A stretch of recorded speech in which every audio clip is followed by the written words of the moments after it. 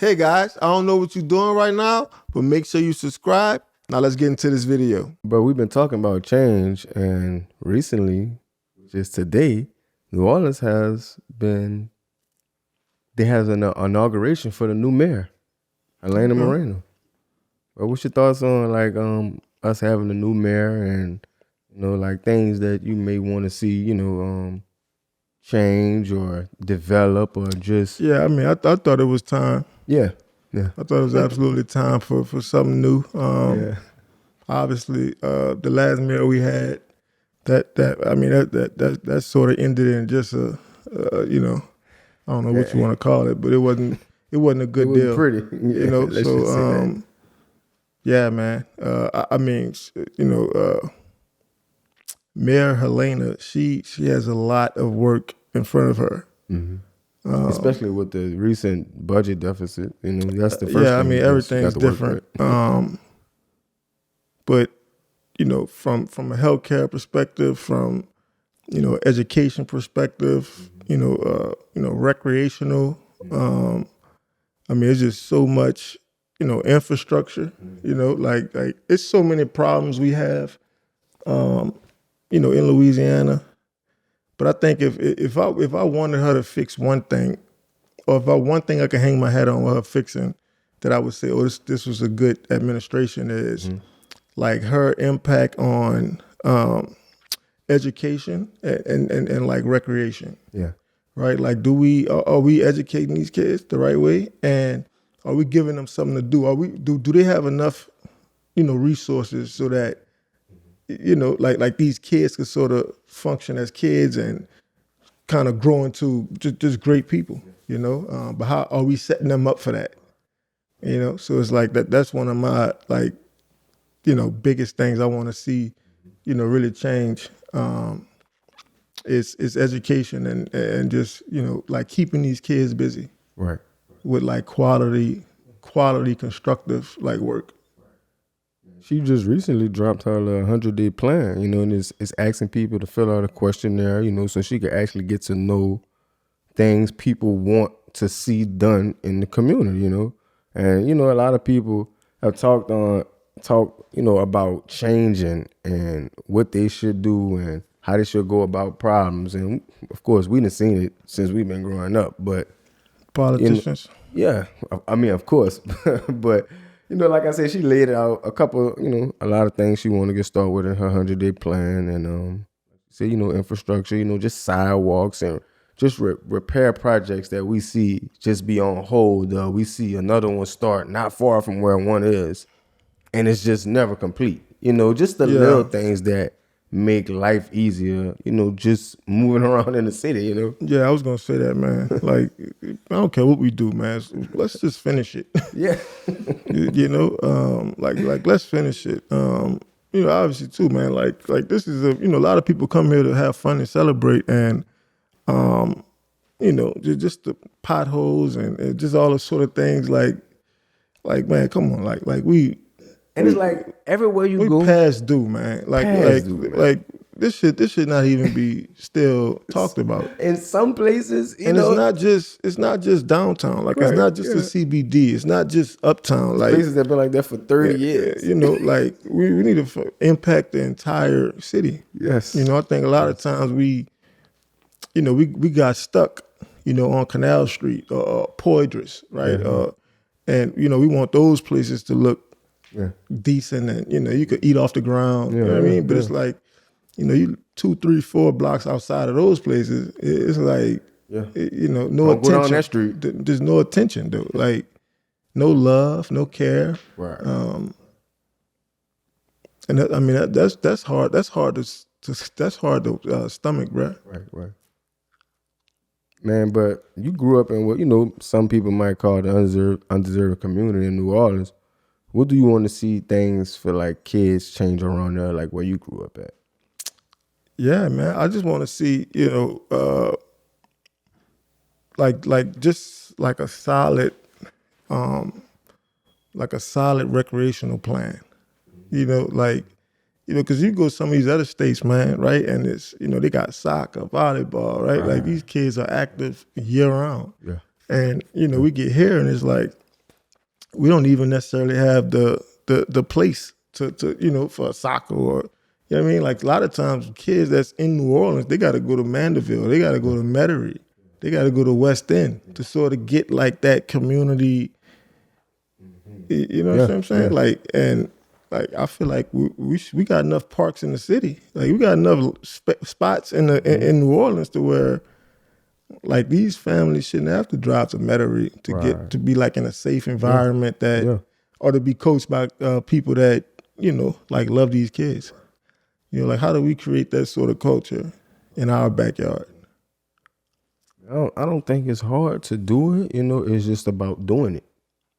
Like some of the blighted parks, the courts that have poles but no goals, so it's just little things like that would definitely help out, the undeserving communities, like why are we not having the teenagers, maybe from 13 to 17 and more programs in the summer? We definitely need more swimming pools. You know what I'm saying? We see so many drownings, is unbelievable. But if we start from little, that grows. But I definitely I hope we'll see a change with that. But I'm sure we will though.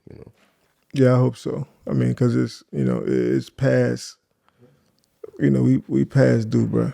Like I say, bro, it's some streets and some places, bro. These streets been messed up forever. Like that's all we know. You know what I'm saying? And we need more community centers. Like we need more places that, kids can go, that the elderly could go. That's like of real benefit. Like for the community. That's one of my problems with New Orleans is that, like I've been trying to get a community center for years now. And like nobody has gotten behind me and said, yeah, like let's do this. Right. It's almost like y'all want to stay stuck. Y'all want these kids to continue to, like not have, resources right there.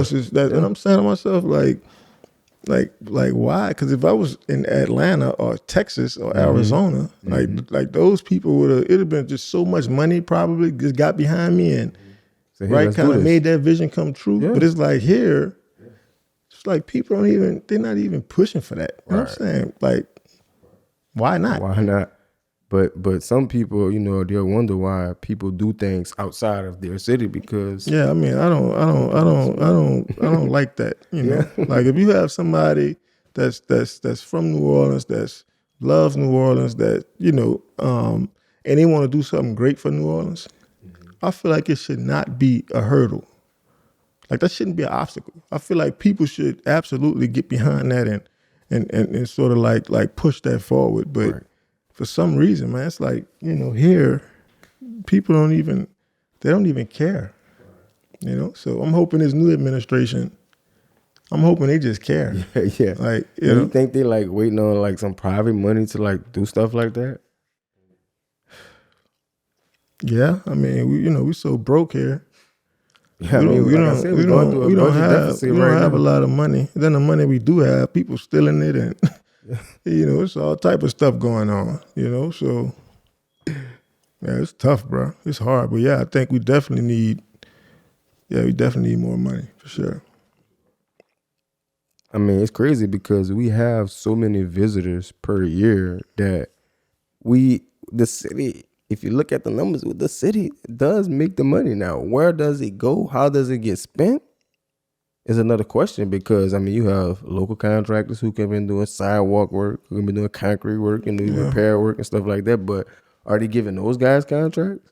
You know what I'm saying? So are they giving it to XYZ who's giving them XYZ at the end of the day? Like, who knows? Yeah, bro. We very, very bad at money management down here.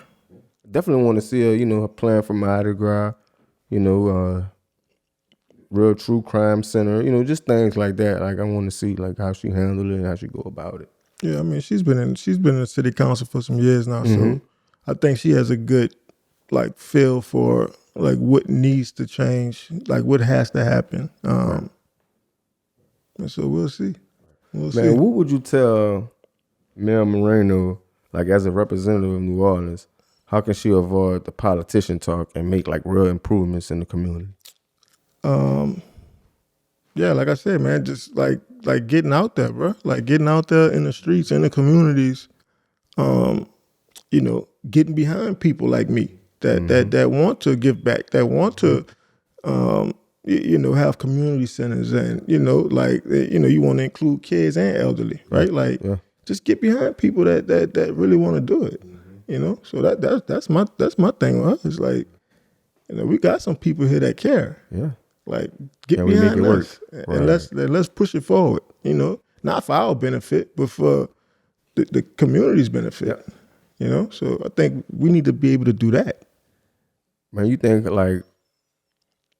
think the problems we have like with 911 working like such a high volume, like think she can implement a plan to get that down? Because probably right now, if you get in an accident, you call 911 in New Orleans, depending on where you are, you might be there half an hour and a half, maybe. Yeah, I mean just waiting on the police. Don't let nobody point the gun at you.